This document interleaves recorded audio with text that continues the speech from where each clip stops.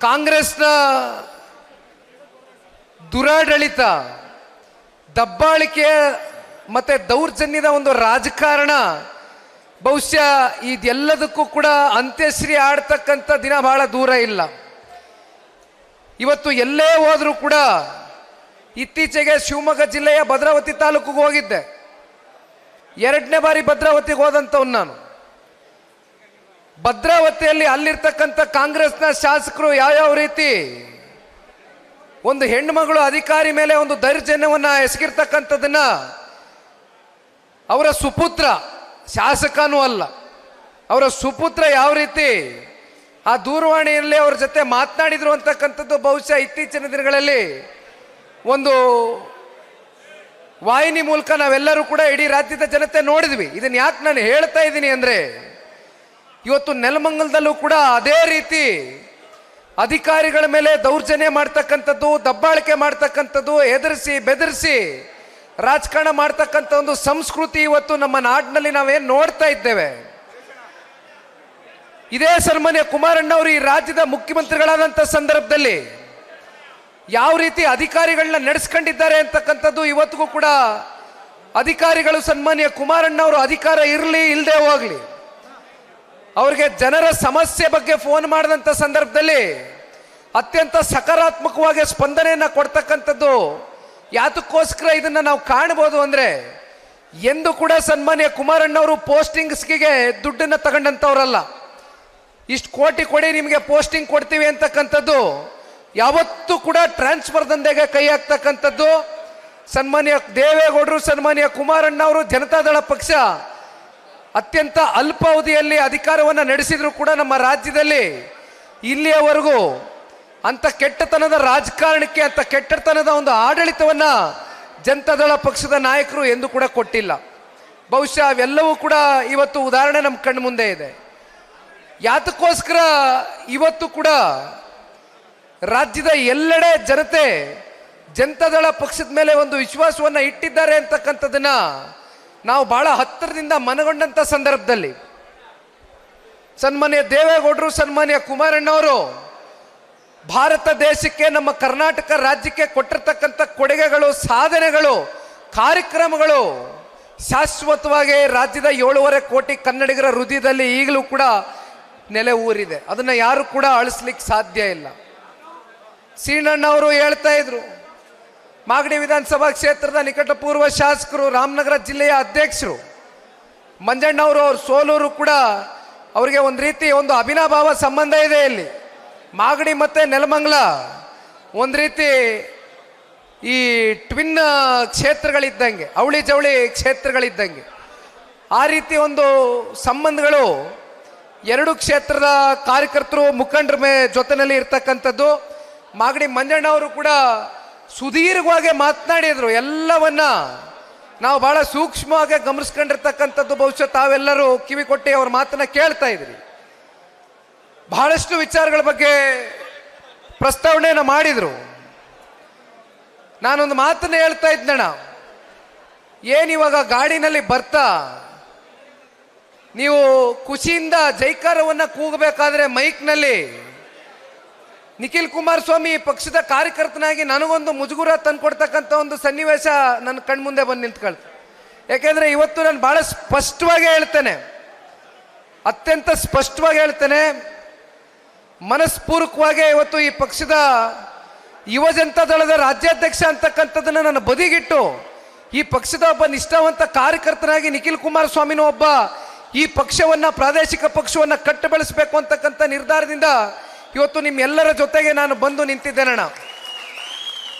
ನನಗೆ 2028ರ ವಿಧಾನಸಭಾ ಚುನಾವಣೆಯ ಫಲಿತಾಂಶದ ಚಿತ್ರಣ ಬಹುಶಃ ಏನಾಗಬಹುದು ಅಂತಕ್ಕಂಥದ್ದು ಕಳೆದ ಲೋಕಸಭಾ ಚುನಾವಣೆಯಲ್ಲಿ, ಸಂಸತ್ ಚುನಾವಣೆಯ 1 ತಿಂಗಳು ಪೂರ್ವದಲ್ಲಿ ಸನ್ಮಾನ್ಯ ಕುಮಾರಣ್ಣವರು, ಅದರಲ್ಲೂ ಸನ್ಮಾನ್ಯ ದೇವೇಗೌಡರು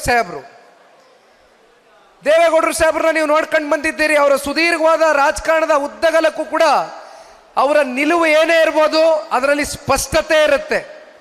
ಯಾವುದೇ ಕಾರಣಕ್ಕೂ ಬೆಳಗ್ಗೆ ಒಂದು, ಮಧ್ಯಾಹ್ನ ಒಂದು, ರಾತ್ರಿ ಒಂದು ನಿಲುವನ್ನ ತಿರ್ಸ್ತಕ್ಕಂಥ ವ್ಯಕ್ತಿತ್ವ ಸನ್ಮಾನ್ಯ ದೇವೇಗೌಡರು ಸಾಹೇಬ್ರದಲ್ಲ.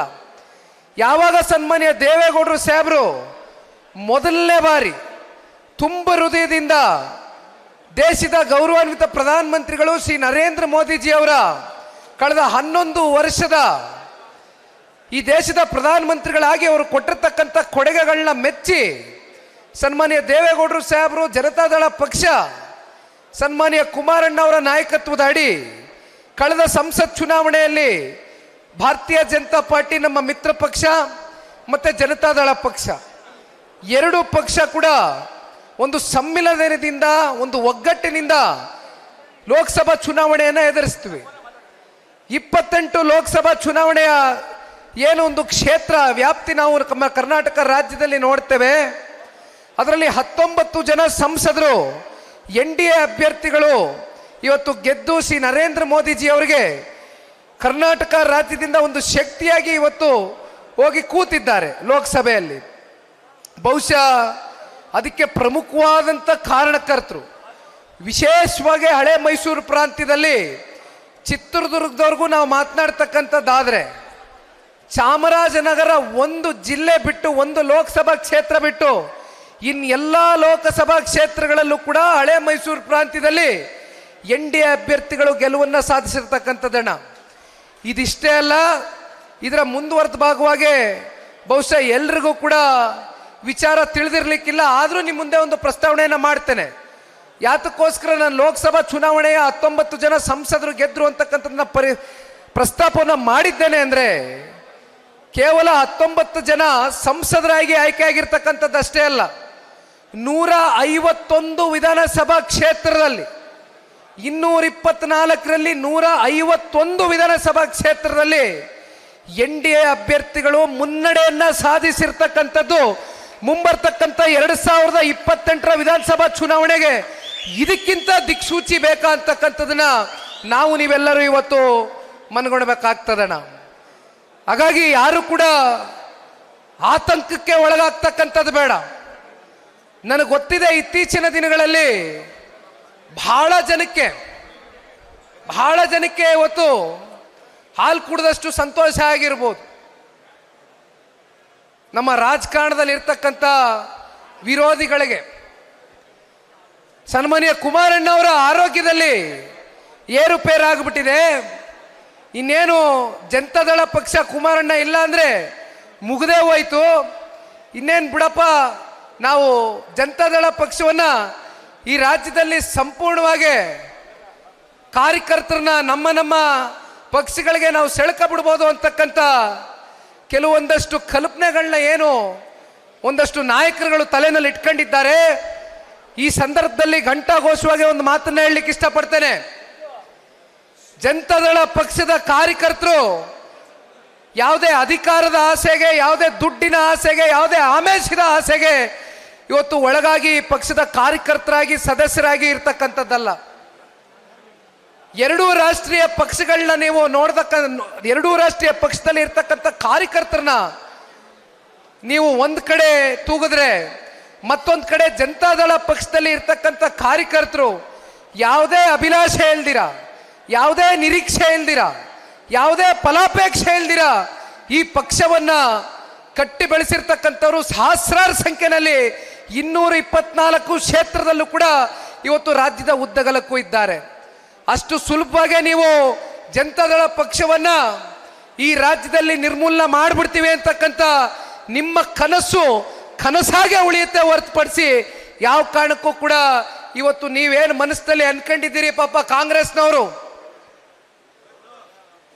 ಮಂಜಣ್ಣ ಅವರು ಮಾತಾಡ್ಬೇಕಾದ್ರೆ ಹೇಳ್ತಾ ಇದ್ರು, ಬಂದ್ಬಿಡಿ ಎಲ್ಲ ಜನತಾದಳ ಪಕ್ಷದವರು, ಎಲ್ಲ ನಮ್ಮ ಕಾರ್ಯಕರ್ತರುಗಳು ಬಂದ್ಬಿಡ್ರಪ್ಪ, ಇನ್ನೆಲ್ಲಿದೆ ಜನತಾದಳ ಪಕ್ಷ ಅಂತ ಲಘುವಾಗಿ ಮಾತನಾಡ್ತಿರಲ್ಲ. ನಿಮ್ಮ ಪಕ್ಷದಲ್ಲಿ ಇರ್ತಕ್ಕಂಥ ಶಾಸಕರು 5, 6, 7 ಬಾರಿ ಶಾಸಕರಾಗಿ ಆಡಳಿತವನ್ನು ಮಾಡಿರ್ತಕ್ಕಂಥ ಹಿರಿಯ ಶಾಸಕರು ಇವತ್ತು ಕಾಂಗ್ರೆಸ್ನ ಸರ್ಕಾರದಲ್ಲಿ 10 ರೂಪಾಯಿ ಬಿಡುಗ ಸಿಕ್ಕದಿರ ಅವರ ಅಸಹಾಯಕತೆಯನ್ನ ಇವತ್ತು ಸಾರ್ವಜನಿಕ ವಲಯದಲ್ಲಿ ಹೊರಗಾಕಿರ್ತಕ್ಕಂಥದ್ದನ್ನ ನೋಡ್ತಾ ಇದ್ದೇವೆ.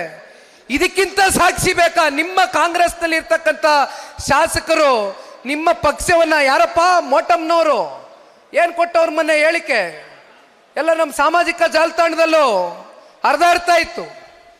ಮುಂದೆ ನಾವು ಲೆಕ್ಕಾಚಾರ ಮಾಡ್ತಾ ಇದ್ದೀವಿ, ಯಾವ ಪಕ್ಷಕ್ಕೆ ಹೋಗಿ ಚುನಾವಣೆ ನಿಂತ್ಕೋಬೇಕು ಅಂತ ಕಾಂಗ್ರೆಸ್ನ ಒಬ್ರು ಮಹಿಳಾ ಶಾಸಕರು ಹೇಳ್ತಾರೆ. ಇತ್ತೀಚೆಗೆ ಆಗಿರ್ತಕ್ಕಂಥ ವಿಚಾರ 100ಕ್ಕೆ 100ರಷ್ಟು ಈ ರಾಜ್ಯದ ಮುಖ್ಯಮಂತ್ರಿಗಳಿಗೆ, ರಾಜ್ಯದ ಉಪಮುಖ್ಯಮಂತ್ರಿಗಳಿಗೆ ನೀವು ಮೈಕ್ ಮುಂದಗಡೆ ಇಟ್ಟರೆ ಪಾಪ ಮಾತಾಡ್ಲಿಕ್ಕಿಲ್ಲ, ಯಾರು ಮಾತಾಡ್ತಾರೆ? ಇರ್ತಕ್ಕಂಥ ವಾಸ್ತವಾಂಶ ಅವ್ರಿಗೆ ಬಹಳ ಚೆನ್ನಾಗಿ ಅರಿವಿದೆ. 100ಕ್ಕೆ 100ರಷ್ಟು ಕರ್ನಾಟಕ ರಾಜ್ಯದ 7.5 ಕೋಟಿ ಕನ್ನಡಿಗರು ಮುಂಬರ್ತಕ್ಕಂಥ ದಿನಗಳಲ್ಲಿ ಕಾಂಗ್ರೆಸ್ನ ಪಕ್ಷವನ್ನ ಸಂಪೂರ್ಣವಾಗಿ ಕರ್ನಾಟಕ ರಾಜ್ಯದಿಂದ ಕಿತ್ತೆಸಿತಾರೆ ಅಂತಕ್ಕಂಥದನ್ನ ಈ ಸಂದರ್ಭದಲ್ಲಿ ಯಾರು ಕೂಡ ಸಂಶಯ ಪಟ್ಕೊಳ್ತಕ್ಕಂಥದ್ದು ಬೇಡ. ಹಾಗಾಗಿ ಎಷ್ಟು ಸಾಧ್ಯ ಆಗುತ್ತೋ ಅಷ್ಟು ಲೂಟಿ ಮಾಡೋದಕ್ಕೆ ಹೊರಟು ಬಿಟ್ಟಿದ್ದಾರೆ ಪಾಪ. ಸ್ವಾದಿಷ್ಟತೆಯ ಸ್ವಾದ, ತಾಜಾತನದ ಆಹ್ಲಾದ, ಉತ್ತಮ ಆರೋಗ್ಯ ಮತ್ತು ಹೆಚ್ಚಿನ ರೋಗ ನಿರೋಧಕ ಶಕ್ತಿಯ ವೃದ್ಧಿಗೆ ಈಗ ನಿಮಗೆ ಸಿಗುತ್ತಿದೆ ಉತ್ತಮ ಗುಣಮಟ್ಟದ ಪೌಷ್ಟಿಕಾಂಶ Shri Vaidik millet health mix. ಇದು ಸಿರಿಧಾನ್ಯಗಳ ಸಂಪತ್ತು.